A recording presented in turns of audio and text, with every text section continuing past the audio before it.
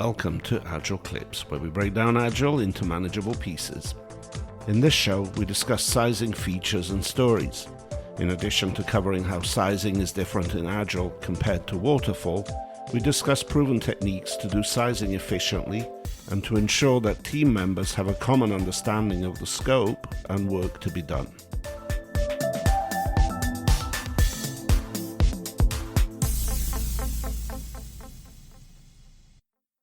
Hi, Steve.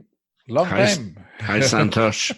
Long time. We haven't had a chance to chat because of, I guess, meetup last week. That went really well. We did, and you did a great job being on the panel of speakers. Oh, thank you. Yeah, that was quite interesting. One of the questions that came back is like, how do you size the work? How do you coach the teams in sizing the work? I thought maybe we should talk about that in our podcast because that seemed to be a pretty common theme. Absolutely. A lot of people gather around and listening to my answer or attempt to answer that. Yeah, so tell me, over the years with all your experience using Agile, how has your opinion about sizing changed and the way that you do the actual work? Yeah, I think sizing in our Waterfall days was like the work estimate, work breakdown structure, and then you would size each and every component of it, collectively it rolled up, and then created your work requirement, and you would start putting the teams around that, and then you would create a estimation about what the funding and everything else is going to require, how you're consuming that, and all those kind of things. So that, to me, was kind of a scary thought because it was, first thing you knew it was estimate, and then you were held to it till the end of the project or till the end of your life. So that was, people were very scared of giving those sizing estimates about any work that they were doing, or they used to pad, and then all kind of safety factors would go in there, and then the game of chicken and egg would start. So that's something that I remember from my old days. And on the contrary, when those things started getting into the Agile side of things, people were still, at least the teams that I used to work with, had the same concept. It's like, oh, this may be only for 2 weeks, but they are going to hold a knife to my throat as soon as I go say it's the size 2 or 3 or 8 or whatever that is. And I had to actually start coaching, saying that we know this is an estimate. This is a good thing about this is going to last only for the duration of the sprint. So you don't have to be scared about that. It's just so interesting the way we used to think about this in Waterfall, the way we would, at the beginning of the project, when we had the least knowledge, we would come up with these estimates, and then during the project, just try and force fit everything according to the original estimates, rather than acknowledging that now we have more information and we can do a better job of planning our way forward. Yeah, and the funny part was that those estimates were based on our experience in the previous projects or what we learned from there. And invariably, the new projects, almost more than 70 to 80% of the work was completely new. So you could not have, the experience or whatever the estimation practices you had would not work or would not give you the right sizing anyway. So we were, guessing. It was basically a guesstimate, and everyone knew it, that it was a guess. And that's why the padding and multiplication of those things. So we never got the real answer anyhow. So you touched on the fact that, to a large extent, the reasons why we did sizing in the Waterfall days is different to the reason why we do sizing today. So how would you describe why sizing is done in an Agile world? I think if you consider, from the agile side of things, sizing is basically what we are going to complete. How can we get the things done as a working software in that finite period of time, and set that up so that we know which is more complicated, where the things are going to be challenging, and those kind of things. So it's a relative sizing, first thing. It's not an absolute sizing. The second thing is it also helps you understand what is your true capacity. So for example, in the beginning of the first sprint, you might say, oh, we can do 30 points, and you actually only do 10. The next time you do only 8, and then here you do 20. So slowly those, that variation in first thing, the size, how you size it, gets better, and then how much you should sign up also gets better. So you really know that, oh, actually our capacity is only 15. So we should not start biting more than what we can chew. That's one part. The second part is, how do you really size it? So I think, as we were talking earlier, was one of the techniques I ask teams to do is look at the stories that you have and decide which one is the smallest one. And that includes the complexity, unknown,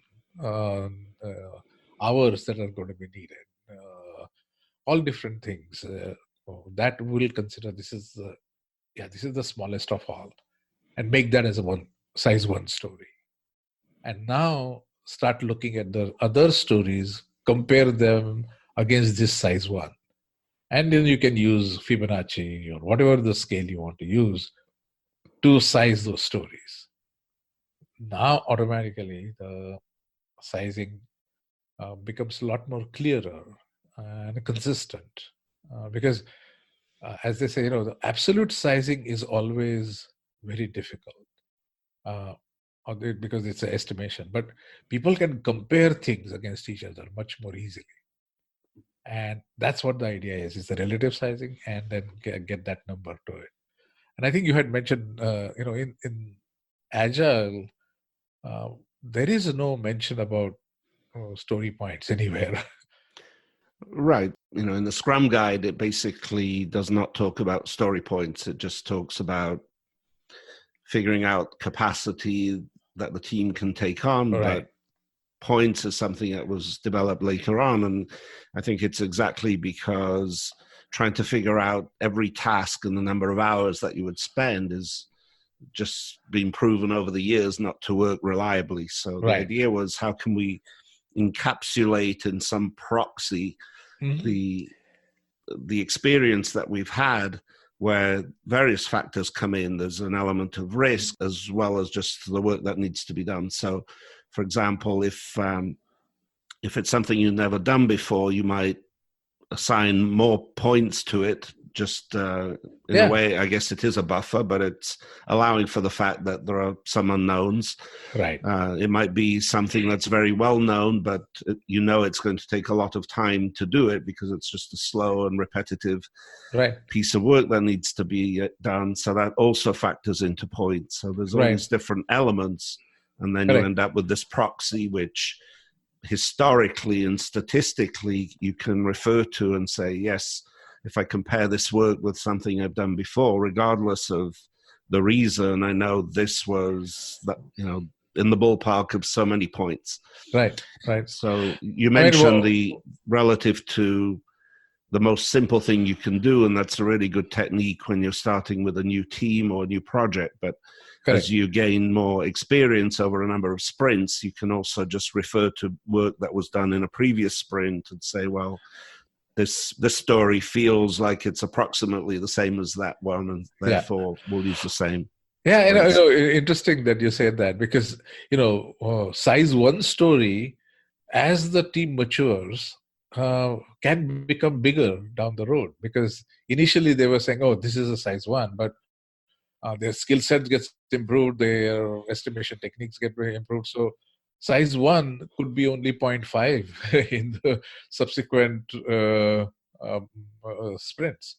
So it changes. It's not just once when it is done, what is done kind of. I think one of the things that I also ask people to think about when they do the sizing is think about as if you're going from the distance between the two places, like your work and home, and that the time doesn't tell you how long, how far do you live. It all depends upon whether you take the expressway, you take the bus, or what is the traffic, what kind of car you have, how big a lead foot you have. Those kind of things can change to get there. And the other person, maybe they are staying living about twice as away, but they get sooner because they are always on the expressway and get there sooner. So the distance, if you look at that, is the size of the story. And time doesn't is not it, it is one factor, but not end all kind of thing. So once they start looking at it that way, it's like, what are the other factors to take a look at that size? It does make a difference, and it makes it a lot more simpler. Then you can always say, oh, I live about 1.5 times away from you than your house, or half the one, or 3 times as far. And we can always say, well, who lives the closest, and then compare that against them. The same principle. So what you're alluding to also, though, is the fact that the number of points that would work for one team could be completely different for another team to do exactly the same work. Exactly. Not only because they might have different skill sets, but also because in principle, one team could use a scale of 1 to 1,000, not that we would recommend it. Right, yeah. And another team could say 1 to 10, and it's perfectly valid as long as it's a reliable measure of what the team can get done, and that over time it becomes more accurate. Yeah. And I think one of the things that we had talked about is that, story points are so subjective to each team because it's the collective way of doing things. It's not just one person. And it actually helps the teams not to look at each other's story point numbers, because it's actually what they deliver, what they promise is more important than how many story points. Because you can, I think one of the speakers had said, how many story points you want in every sprint, we'll deliver that. Story point inflation can be very easily done or manipulated. Right, absolutely. So I think that's the one thing that I do ask people to, from the sizing, is the true sizing is actually most significant is the trend.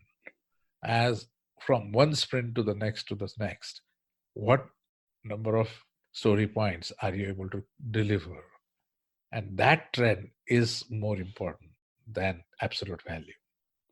So we've been talking very much at the team level, but of course, even when we're thinking at the portfolio level and you're thinking about investment in different initiatives and so on, you need to have some idea of the amount of work that will be required. So yeah, and I think we have seen that also. Is like, for example, I think we had covered in one of our episodes about cost of delay and coming up with a weighted shortage of first kind of thing. That's where exactly the same principle gets applied, saying, this relative sizing of even at the portfolio items, they could be mega features at the 5,000 level foot or epics. Those can be done in this very similar way, and it basically, that method, relative sizing, can scale up all the way to portfolio, and it then becomes a lot more transparent to each other, saying, okay, it makes sense to me. And now you can able to measure what the portfolio sizing is, where the whole accumulated costs are going to be, benefits are going to be, and value is getting delivered. So yeah, it does scale up also all the way to the portfolio level. Yeah, and also in SAFE, the Scaled Agile framework, we do pointing even to plan out a 3-month program increment. Yeah. So it's really interesting. One of the techniques to size a lot of stories very quickly is, imagine you have a huge wall and you have 20, 30 people, and there are stories on sticky, Post-its, and basically you get everybody silently to move those around in order of complexity. Right. So you have the smallest things on the left and the highest on the right. And of course, not everybody's going to agree, so people start moving things around. But usually things just settle down, and then there's a common agreement on what's simple versus what's difficult in some kind of scale. Correct. And then you can kind of draw a line and say everything to the left of here is 1 point or 3 points, everything in the next section is a 5, and just draw some vertical lines, and now everything is already sorted and pointed, and you can literally do a couple of hundred stories sized in an hour by 20 or 30 people. I mean, it's amazing. Yeah, and the other thing is that also tells them which areas are still too big, so we need to start breaking them down. So, it helps them normalize sizing in a much more quicker way. And then they can organize the whole portfolio or even the PI planning objectives in that. So, yeah, we have always seen the start of a PI planning or even release planning. First thing, we actually have to draw a line. What are we trying to even accomplish? And what is really our capacity to accomplish? So once all these teams come to an agreement saying that, we should be conservative and just let's do only first top 1/3 or 1/5 and then line up everything else. It gives a bigger transparency how teams are thinking, how the sizing are, what are the factors behind way of thinking, and it makes a huge difference as to visualize how related to each other those things fall together. I think really one of the big aspects of doing that exercise of sizing, because there are people who say it's a waste of time, it's just waste, you should just get on with the work, but it really helps everybody reach a common understanding of what the story is about and the kind of work that needs to be done. So if there's a disagreement between the number of points to assign to a story, it means there really needs to be a dialogue to either clarify the requirements or for the engineering team to realize that, oh yes, it is similar to something we did before that we can leverage, or no, it's something completely new. So and I think that, as you mentioned, the dialogue is not just between the teams or between the engineers, it's actually between the product owners and the teams, because when the product owner wrote the story, they had made some assumptions, and when the story sizing comes through, they realize, oh, there are so many ambiguities or unknowns left here. I better either explain to them what those things are, or maybe they are right. I was looking at the very broad requirement, so maybe I have to slice that off.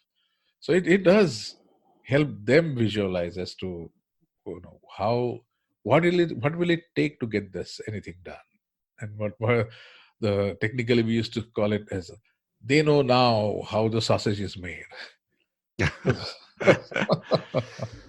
Yeah. So the actual ceremony in which the sizing is done is normally the backlog refinement, and it's interesting. There are techniques that people use, like the poker cards with the Fibonacci numbers on them, where the product owner explains what the story is about, and then the facilitator, who is typically the Scrum Master, asks all the engineers and the QA people to vote and reveal a card with a number of points.